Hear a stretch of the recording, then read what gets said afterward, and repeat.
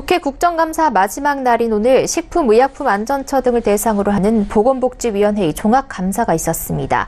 라돈 생리대 등 생활용품의 독성 물질 문제를 비롯해 통조림 행과 단체 식중독 문제 등 식품 위해 문제는 점점 심각해지는 데 반해 식약처의 대처 능력은 역행하고 있다며 당국의 안일한 대처가 또 도마 위에 올랐습니다.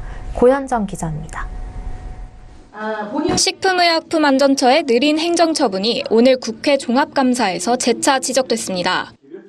최근 1급 발암물질인 라돈이 검출돼 문제가 된 오늘습관 생리대의 실제 판매 현황조차 파악하지 못하는 등 허술한 대처 때문입니다. 실제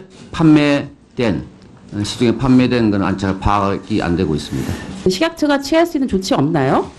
우선 제조 판매 소비자들 매우 답답합니다. 우선 제조 판매 중지를 시키고 네.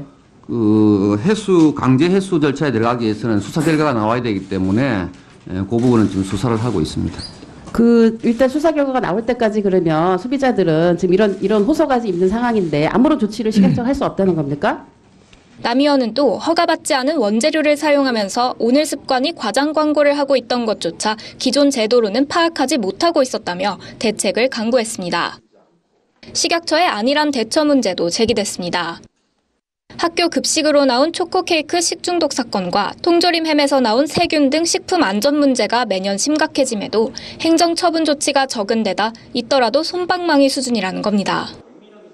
실제로 김승희 의원이 식약처로부터 제출받은 자료에 의하면 최근 4년간 매일 한 건꼴로 식중독 피해가 발생하고 있음에도 5%인 18건만 올해 행정처분 조치됐고 처분 내용도 가장 약한 수준이라 할 수 있는 과태료 부과가 대다수인 것으로 집계됐기 때문입니다.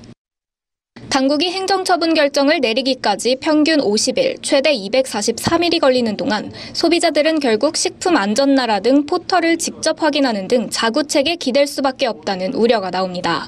서울경제TV 고현정입니다.